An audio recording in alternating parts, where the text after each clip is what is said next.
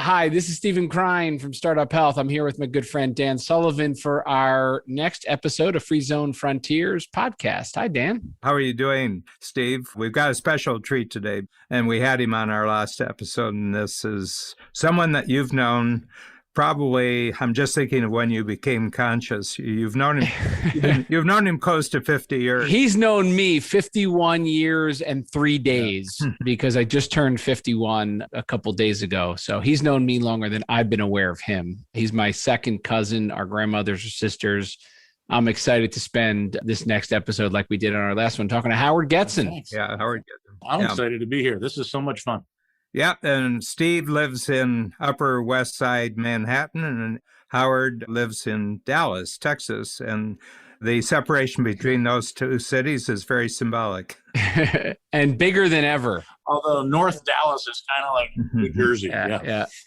So, we were just talking about, before we jumped into the episode, we were talking about how certain people, whether it's parents or friends or others, kind of knew you at a certain point in your life. That's always how they think about you. And I think it's an interesting topic, Dan. Can you kind of go back to what you were talking about, how, your relationship with your parents and how they viewed you, and most importantly, that age comment you made about, couldn't be older than. Yeah. First of all, I had great conversational relationships with both my father and mother. One is that I'm really interested in people's history. They were born both in 1910. I was born in 44, so they already had 4 children by the time I came along, and so I'm a 5th child.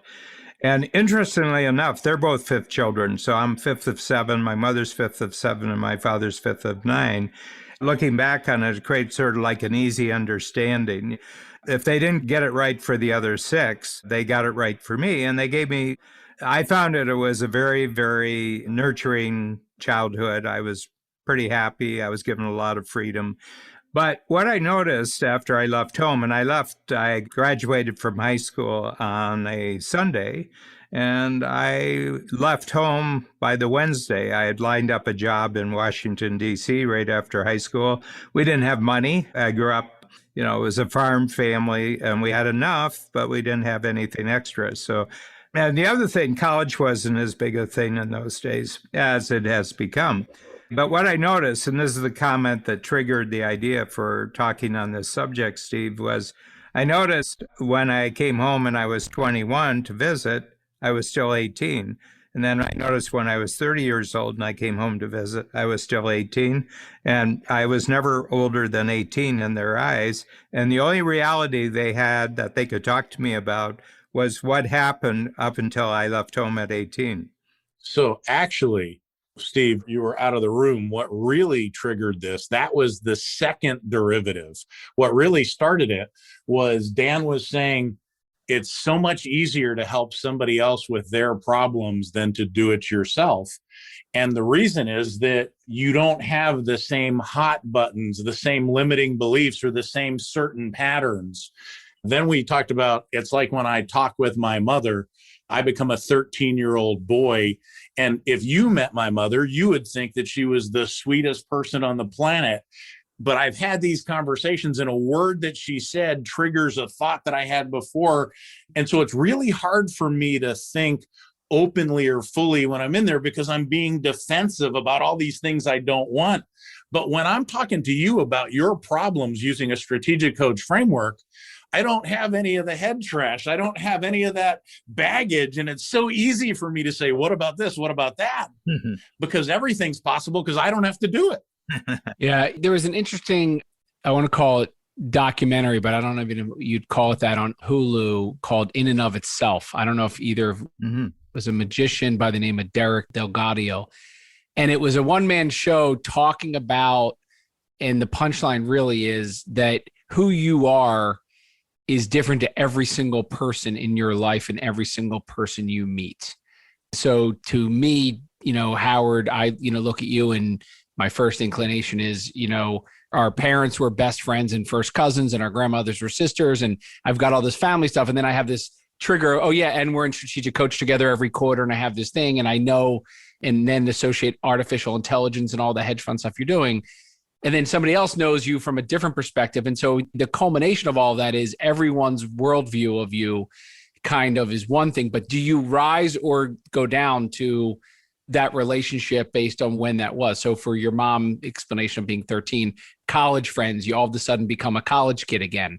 How often we take on the personality of the people we're mirroring. Yeah. And frankly, if you're dealing with somebody that isn't using the same frameworks or tools, a lot of times they're resisting and they're focused on what they don't want or what they're afraid of. Whereas as an entrepreneur or somebody in coach, you're often using a tool that says, this is what happened and this is what it makes possible and this is what I'm going to do. And it's so foreign that people are trying to put on the brakes. Whereas when you're in the right group of people, it's almost like putting fuel on the fire and it gets bigger and you start to communicate differently, collaborate differently, and you start to sync up or coordinate your thinking into higher levels of possibility. And it's amazing.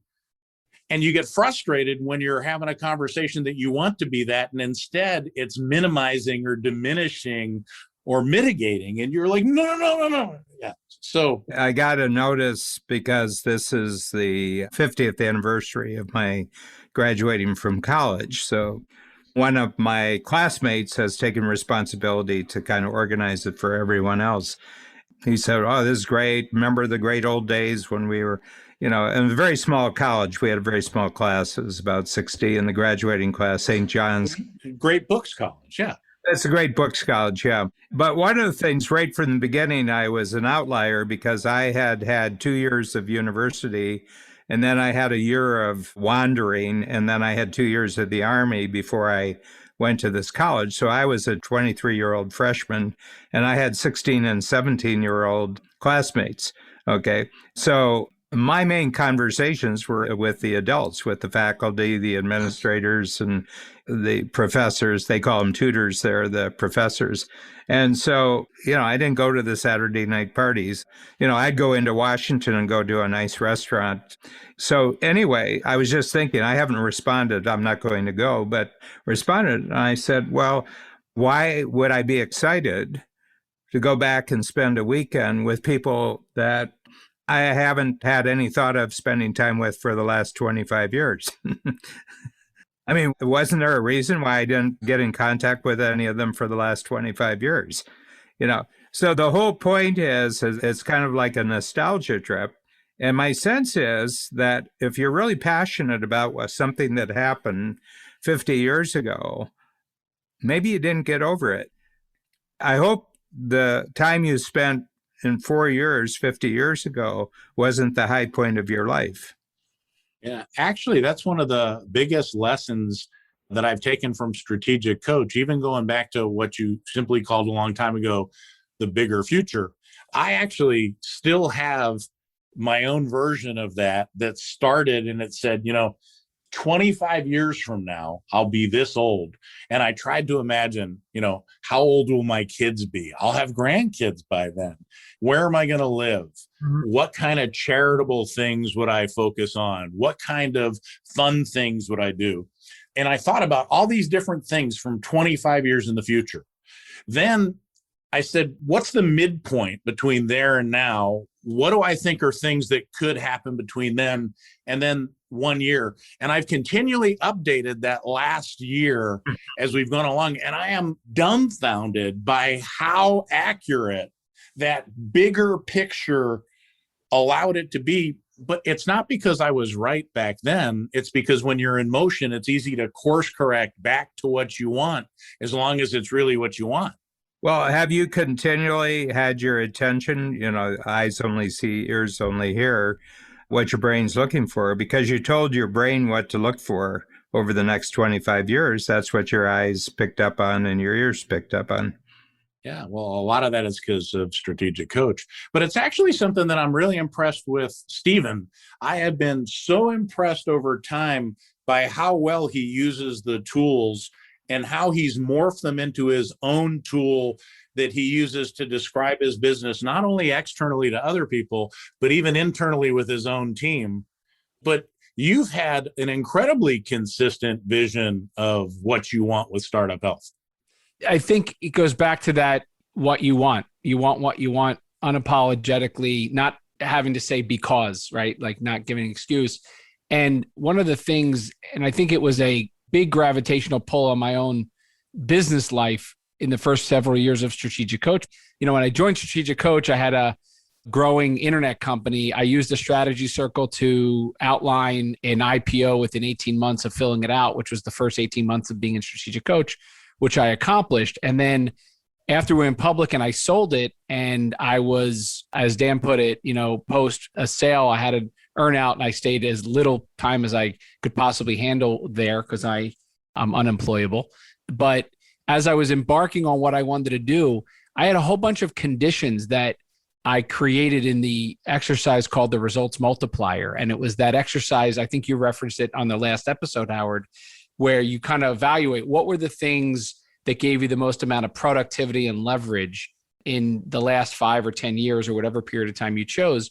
And as a result of doing that exercise and reflecting on my experience of building webstakesandpromotions.com, which was that internet company that I took public and sold, I almost knew I never wanted to create that kind of company again. I'm going to have a whole bunch of different kind of conditions that need to be met. Your next company was called Organized Wisdom, wasn't it? Yeah, the predecessor to Startup Health was called Organized Wisdom, which was my foray into a mission-driven business, which is what I decided to shift to. One of the things I realized I didn't have with my first company, which I now have with this company, is that we stand and are focused on a long-term mission to improve the health and well-being of everyone in the world through this idea of investing and supporting a global army of entrepreneurs who are collaborating to achieve moonshots. But that vision and the permission, I would say, that I was given, I'd like to say Dan gave the permission, but it was about giving me the permission to give myself and our team the permission to dream big, unapologetically, but do something that was going to be meaningful to me and us. And that might have meant and could still mean a whole bunch of things we're not going to do as a result of me being maniacally mission driven.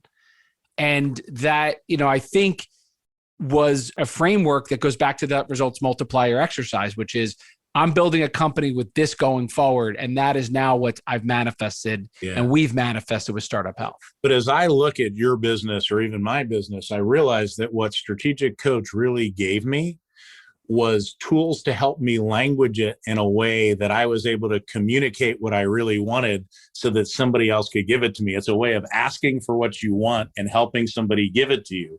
And it was the clarity that lets you communicate with your partner or your employees, where instead of looking at you as some crazy person who came back from a seminar with more and more things to distract them, they actually saw how it was making progress towards what they decided was important enough that they really wanted to work towards or have as a moving, bigger future. Yeah. Mm-hmm.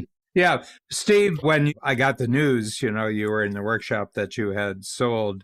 I've watched some real disasters happen when people, there's much bigger successes in the high-tech world and everything like that. But that was a really successful sellout that you did. And I said, now, I hope this doesn't mean that he doesn't have a future bigger than what he's just pulled off, And I always worry about entrepreneurs that way. And I was only 29, by the way, 30. I know you were 29. And what made me think of it, they're talking about the cryptocurrency exchanges now. There's been a lot of news about the cryptocurrency exchanges, and there's one called FTX. And the guy who started it lives in Hong Kong, and he's 29. He's worth $1 billion at 29, $1 billion. And I said, he's got some big problems. I was looking at it, and I said, because I had just read the week before in the Wall Street Journal, the last 6 months of Tony Hsieh, like Tony Hsieh died. It looked like to me like it was a slow motion suicide his last 6 months. But anyway, I said, here's a problem with him. I said, he's kind of, because of his skill set and, his sense of what's happening right now, he just got a big payout. Or he's worth this much, stocks. I said, will he ever have a future that's bigger than where he was when he was 29? That was one of my questions. And the other thing was, he just alerted about 10,000 people in the world to come and see him that he never wants to meet. He will never know for the rest of his life when people says, I just want to be close to you and I admire you so much. he'll never know what's real. Because the Tony Hsieh thing, he was 32, I think, when he sold his first company, and then the payout from Amazon for the online shoe company was $1 billion. And he just fell apart. You could just tell. I mean, he kind of committed suicide. I think he had no future bigger than what he had already done. So, Dan, I want to bring it back to Strategic Coach for a second, because one of the things that I believe that Strategic Coach did for me as an entrepreneur, while in Strategic Coach, I went through a 3-month period where my dad died, I sold my business, and I got divorced, all within a 3-month period. That could have been disaster, but it was probably one of the best things that happened. And the reason is that Strategic Coach has so many different tools that let you create a blank slate, in Latin, a tabula rasa. And most of your tools are based on something you call VOTA: visualization, opposition, transformation, and action. So instead of only focusing on the positive edit, you're saying, let me think about the best, but also the worst. And what did I learn? And think about what I'm thinking and get the insights. But so many of the tools let you look at those situations in that great abundance and say, what do I really want? What did I learn from last time so that I can create an opportunity filter so I'm at least focusing in the right direction? Mm-hmm. Who are the people that I'm supposed to deal with versus, you have a tool that lets you rank clients, A, B, and C. Yeah. And you realize that there's a huge difference between the A's and the C's. Mm-hmm. And it doesn't mean you don't want the C's, but the C's should be dealt with by somebody lower in the company where it's a career upgrade, an opportunity. Mm-hmm. Same with unique ability, where just because something's on my to-do list doesn't mean I'm supposed to do it. It's really a to-be-done list. Yeah. And if I give it to the right person, they go, thank you. Whereas for me, it would be an ass whooping. And that's what Strategic Coach does, is it's a sorting, weighing, and measuring system to figure out what's the stuff that I'm supposed to pay attention to and what's the raw material for somebody else so that they upgrade their life and their career. Yeah. Well, the thing that I've tried to capture is, and this was mentioned before, it seems to me that as I've experienced lots of people over a long time, that there's 4 levels of thinking among people. And there are people who their thinking is really about things, and people who are car nuts, or it's all observable things, and that's what all their thinking is about. And they talk about, when you get involved in a conversation with them, all you hear is about all their things, or the things they want to have, or the things that they found out are better than the things they used to have, but it's all about things. And then there's other people, it's all about people. It's all about people. And I think that Mark Zuckerberg has really capitalized on the fact that most people, the only thing they think about and the only thing that actually motivates them is people, so it's possible for them to have 500 friends, that's really important.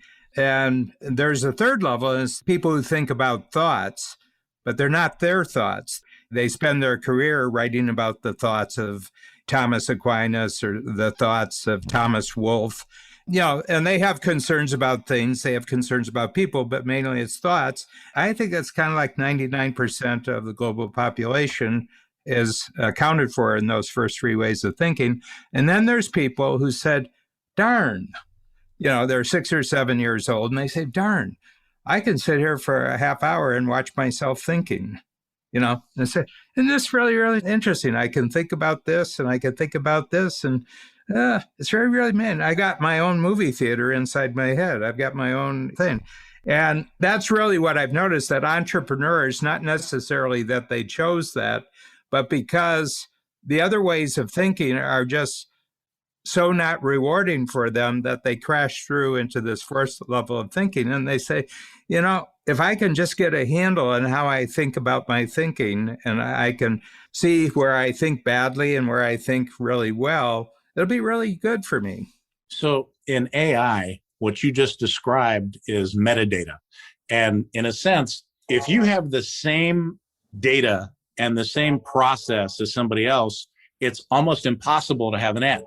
The way to really have an edge is to have new, better, more different information and a different process. And the thing that's so great about the strategic coach frameworks is that it really does prompt people who might not otherwise learn to think about their thinking to actually be productive thinking about their thinking. And it encourages them to build that muscle. And then it actually becomes an unconscious competence where it's just something that they do, but it allows them to make decisions with a whole different set of information and a whole different set of processes. And it really is a strategic advantage that's sustainable and grows exponentially. Yeah, it's really interesting, the change in tool creation over, I would say, I've been really conscious of it since the COVID started. And that is on the bottom, when I'm designing a sheet, I put in insights, decisions, actions down at the bottom of 3. And I say, okay, now what's above the bottom? And whatever the thinking process at the bottom, I always say, oh, let's just take a minute and say how you thought about what you were thinking when you were doing that. You told in the last podcast that I'm kind of sneaky, that I tell them that it's above the top, but actually it's about the bottom. But then they go in and people say, well, do you want me to go through all the thinking? No, just your insights, What insight did you get from doing the thinking exercise? So again, I use the productive output, the forms, and I think about how often I refer back to them or share them. In the beginning, I'm so proud of the stuff that's in the upper boxes. And I'm like, oh my God, I nailed that. That's so awesome. I can't wait to share it. But what I always share is the stuff at the bottom. And it tricks you because it's the great language at the top that actually prompts you to have the even better thought at the bottom. And a lot of times the even better thought was a thought that somebody else in the room had in a totally different context, and going around the room sharing about what did you learn or what was best, all of a sudden you go, oh, why didn't I think of that? But then you do get to think about it. Yeah. And so there's incredible value being in the room. Oh, no. And I mean, that's my goal. I don't know what you're going to write down on the sheet of paper. Okay. But I do know that if you spend about 5 or 6 minutes taking things out of your head and putting on, you will think about what you just wrote down. And that's really the payoff for the exercise, is what you thought about your thinking and how you thought about it. Steve, we've just gone through probably about 6-7 weeks of discussion about the particular exercise, certainty, uncertainty. And I remember it really struck you. And in my experience with you, probably over 20 years, I had never seen you suddenly almost get a jolt and say, God, I just saw something about how I communicate. I just saw something, and this goes back forever. What was that like? When you... Well, I think the lead up to it is important, which is, going back to that comment about your eyes only seeing, your ears only hear what you're looking for. I think walking into that first session, the lead up to that was, I have found that I have become much more reflective about which conversations are easy and which ones are hard, and which ones have become more difficult and which ones have become easier. And I've noticed that some of my organized thinking, like with an impact filter, where it's just outlining the things that I'm going to call successful and the things that I'm outlining I'm trying to accomplish, without addressing all of the uncertainty, was leading into a lot of projects which didn't get going because either the people that were tasked with it or the people I was trying to collaborate with saw all the uncertainty as reasons why I can't go forward. And then rather than either telling me about it and dealing with it, they either assumed, well, there's a whole bunch of complexity he doesn't know about, so we're just going to table it. And I found a lot of projects stunted inside my organization that we started and got going, but never kept going, or they got going, but they never really were innovated upon. And I was really struggling until this workshop to figure out how to fix it. And so what I was doing was almost thinking, okay, what did I do wrong? Was it because we didn't have a follow through? Was it because there wasn't the operational diligence on that, or because I didn't personally make sure that it got done? And in that moment, you showed the uncertainty category. I realized that was the key that would unlock more productive conversations. I was looking for it, and you gave it to me. I was in the room when you had that epiphany, and I just had the same thought now that I had when you did it there.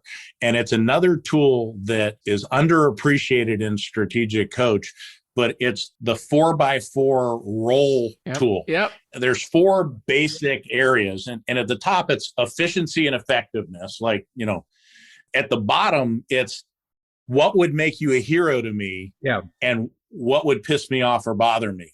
And what I found is if I did that sheet for myself, where I looked at my own role and I shared it with my management team, when I showed them that I actually knew the stuff about me that really does bother them. For example, some of my front stage activities. Wait, Howard, you have the whole list of things that bother them? It was enough that it was like watching them relax and crack a smile, where it was like, oh, he is aware of that. Where it's like, the emperor has no clothes. A lot of times the sheer force of your personality or charisma, or the fact that you're the one who writes the checks, causes people to say, okay. But when you show them that you're actually looking 360 degrees and you're taking that into consideration, it gives them the permission to relax and think, oh, well, maybe it is possible. Yeah. Well, and I'm going to bring the 4 C's, and thanks for reminding me, because the 4x4, I haven't done it for a while. But the thing that I'm noticing, so I introduced the certainty, uncertainty, focus, and then I use a particular project of mine. Okay. That was the first time it had been talked about in Strategic Coach, is when I put the idea into the possibility and uncertainty and uncertainty. This is 2.5 months ago now, 2.5 months ago since I wrote that. And it's about 80% completed, and I haven't done a thing on it. All I had to do is give that vision out to my team. And Kathy Davis said, you had me at hello on this. She said, absolutely, we do this. And then she just organized everybody. She's talked to the coaches about it. She's talked to the salespeople about it. She says, let's move forward on this. It's really great. And I didn't have to do a thing. I mean, when I create new tools now, like I make reference always to who, not how, and this is a way of discovering it. But what I've discovered is that it just remarkably cuts down on the amount of work that you have to do. So I have my own framework that I use for figuring out how technology is going to get adopted. I won't take you through the whole framework, but in a sense, the first stage is about, so what, who cares? If it doesn't help you do what you already do, you don't have the time or energy. It'll never get to stage 2 if it doesn't at least make stage 1. Stage 2 is about what's next. And it's, instead of, does it help me do what I already do? It's what could I do or should I do? It's really the ceiling of complexity. And it's about, how do you stop doing certain things that are less productive to make room for these new capabilities? And by the way, stage 1 is about defining the game you play and how you keep score, but it's typically your desk, your area. Stage 2 is really about your team expanding on the capabilities of your desk. It's the building blocks of your business. But stage 3 is people that you don't know using it to do what you intended. So in a sense, it's a product, a service, or an offering, but it's people that aren't you or aren't under your control trying to do something with it. And a lot of your forms work there, but stage 4 is when it becomes a platform, when other people are using it for things that you didn't intend for it to be used for. And the best of your tools not only are used for what you originally intended it for, but morph into all sorts of other stuff. And I saw an example of you using your own certainty uncertainty tool to give feedback to Ben Hardy on the book. And it was a way of giving him feedback on what you liked and what you thought might be better, or you weren't sure if you should change the format. And I was like, I know this is a great tool because I've personally used it 3 ways differently than you just did, but you just used it incredibly profitably for that. And it really hit home that this is a great, great way to measure the utility. Yeah. And the whole thing was, Ben, first of all, he's in his 30s and I'm 40 years older than him. But the first book he wrote was Who Not How, and Who Not How was a new concept. So he was close to the beginning of this concept, but he's writing about the gap and the gain. I said, This has got 28 years heritage. There's 20,000 people who totally get this idea. And I said, so we gave you a whole bunch of names. We gave you a whole bunch of testimonies. I said, this is your source of knowledge about this. And I said, the other thing is strategic coach is not about making average people into better people. I said, we got high achievers who are born goal setters. They're born achievers. It's just not making them happy.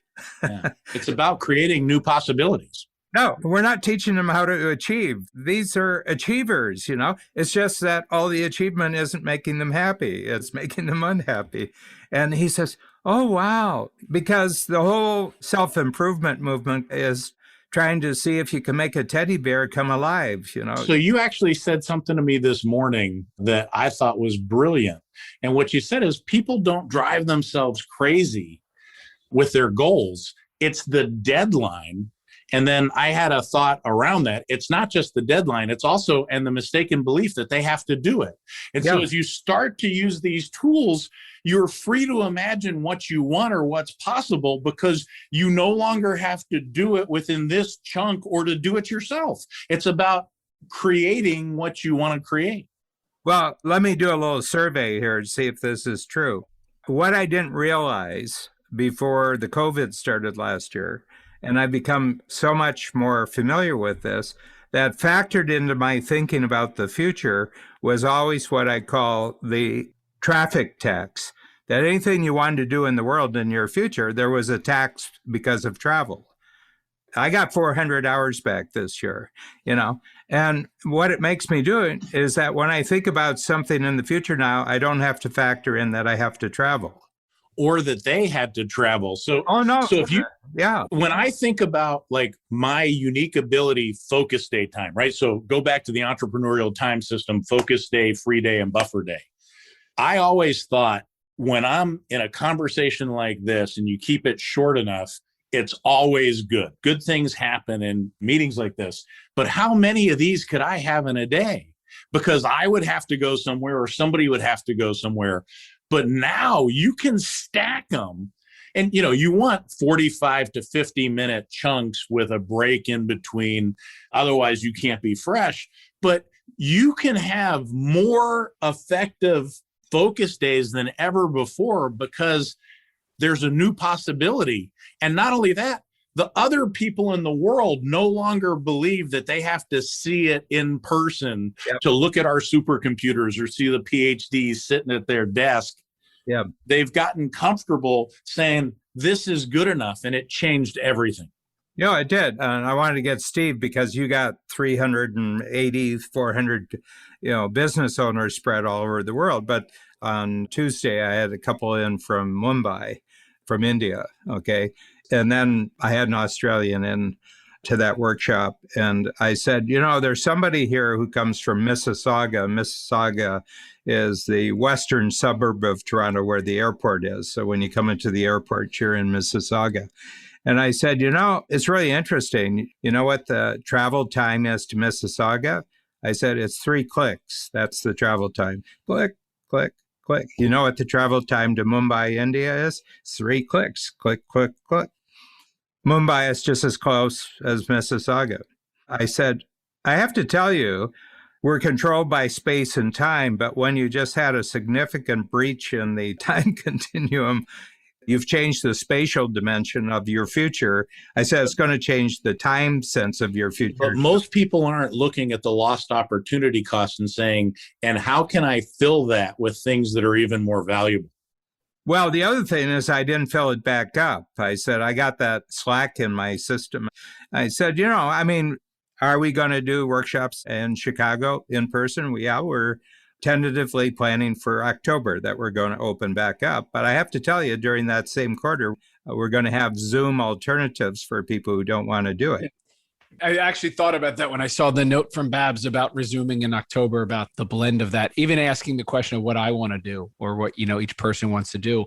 To touch on the point you just brought up, Dan, it was here before COVID to do what you just described. But what you didn't have was everybody agreeing or needing to live with the same kind of adoption of the technology to make that happen. We've been a distributed workforce for 15, 17 years. We've used Zoom and the predecessors of Zoom for years.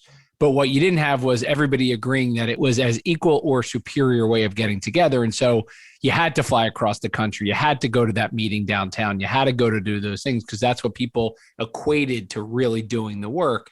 And so the last 12 months, everyone's kind of been equalized as in terms of that kind of meeting. The question is, as we go back into the fall and into next year, what are the kinds of meetings and sessions they're okay to have on Zoom or any other video conferencing platform? And what's better as a result of, by the way, having those technologies, and what is better in real time or in physical form? Like the symposium is a great annual event that works really well in person.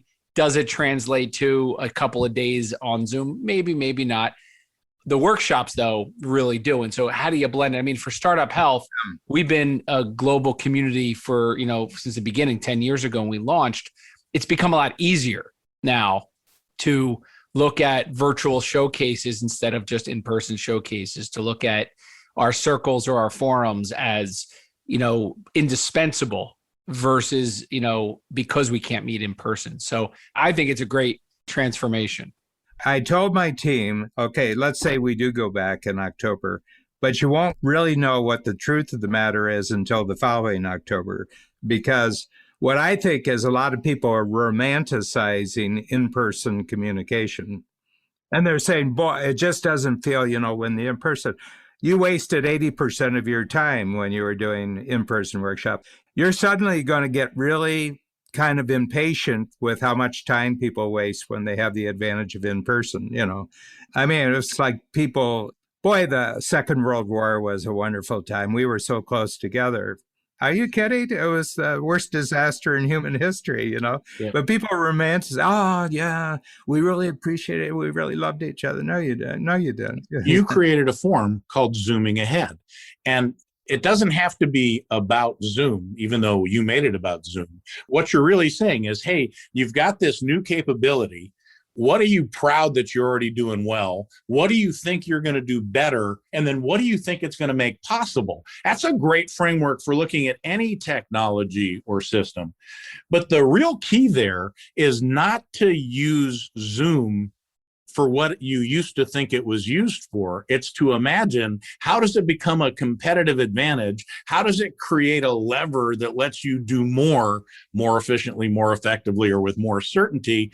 And an example would be, think how much more energy there is having a conversation like this where I can see you and I can see you and we're talking, versus if we would have tried to do this just by talking into a camera. Now you can repurpose this video or the audio snippets, or take a 30-second piece and put it on a picture and use it in social media. But there's so many ways to repurpose this, where all of a sudden you can create courses using Zoom. Mm-hmm. You can run a trial workshop and then use some of that to create content for a blog post or some other content. But you're doing the same thing and you're transforming the experience. And it's almost like alchemy, where you're taking a base material and you're making it more valuable. And the only reason it's happening is because you intend for it to happen and you're intentionally thinking, and then what? Well, and the other thing is that Steve pointed out the big difference. I would have loved to use Zoom in this way 5 years ago, but there was nobody at the other end. Yeah. There was no acceptance. There was no agreement. Actually, it was frowned upon. It would be looked at as, wait, we can't meet in person. It's almost like, then we're going to meet on Zoom versus the other way around. Then I think it's going to be the other way around. Yeah, and I say, one telephone really doesn't have much value. You got to have somebody at the other end. It's Metcalf, one of the early pioneers in Silicon Valley. They were saying, well, how do you evaluate one of these new networks? And he said, well, electronic network where, people have the same technology and they're probably kind of similarly motivated to use the technology. He said, it's probably the number of connected users squared. That's the economic value of the network. So, if you take Zoom, it's 500 million squared. That's a big number. That's a big number. And that's why they're now worth more than the airline companies. Yeah. And the reason is because it's the exponential impact of having this connection. And I do feel that all of our clients on Zoom are thinking better. I think they're deciding faster. I think that they're communicating better than they were in the in-person on a whole. But my sense is that that's partially a fact that the people who weren't really in it for growth purposes didn't come. And all the people who showed up were growth entrepreneurs.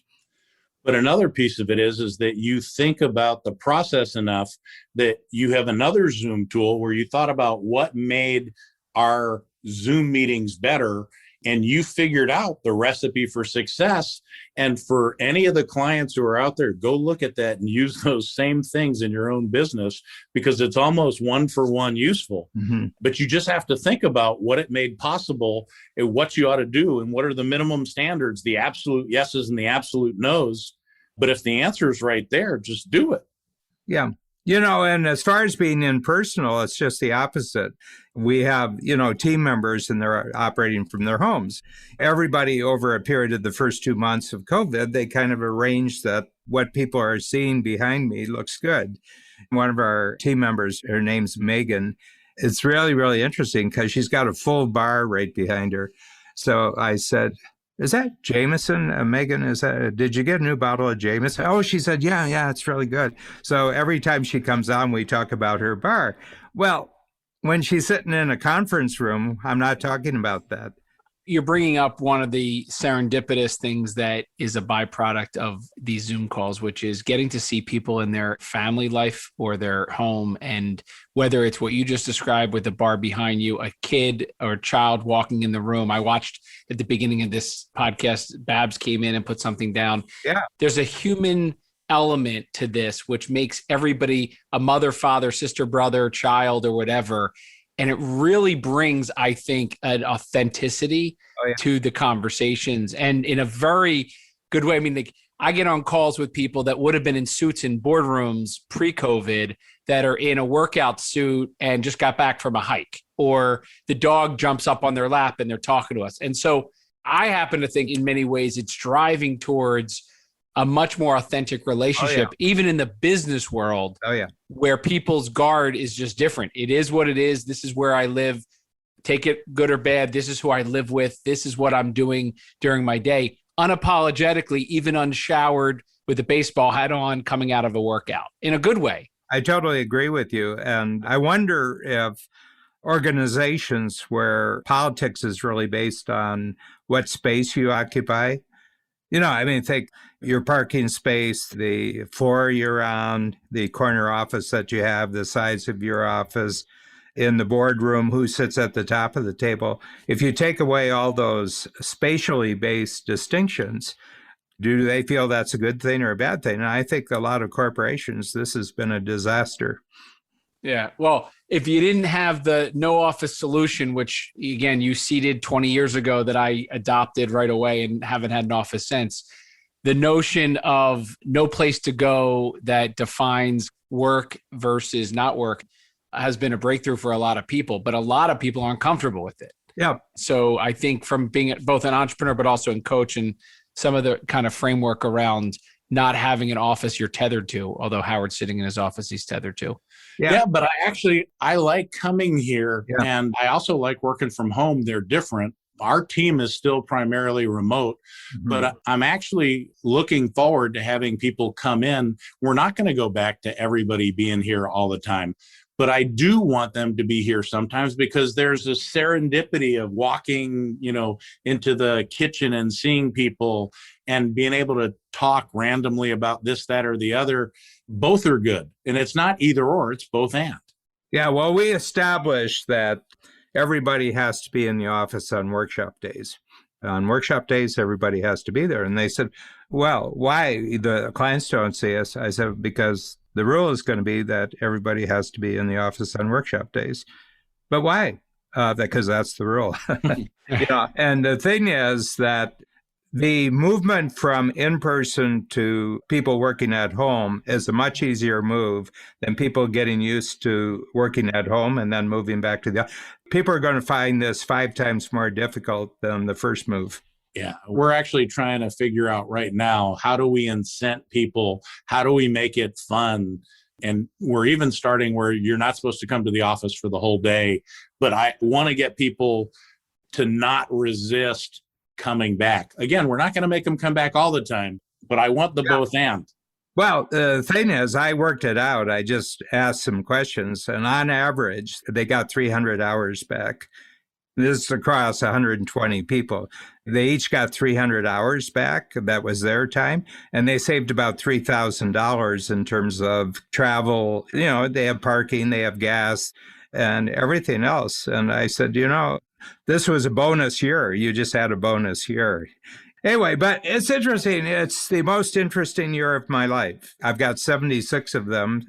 I said, hands down, you know, same year, the Soviets are threatening nuclear attack and we have a polio epidemic. I said, that was nothing compared to this one. This was a great one. Yeah.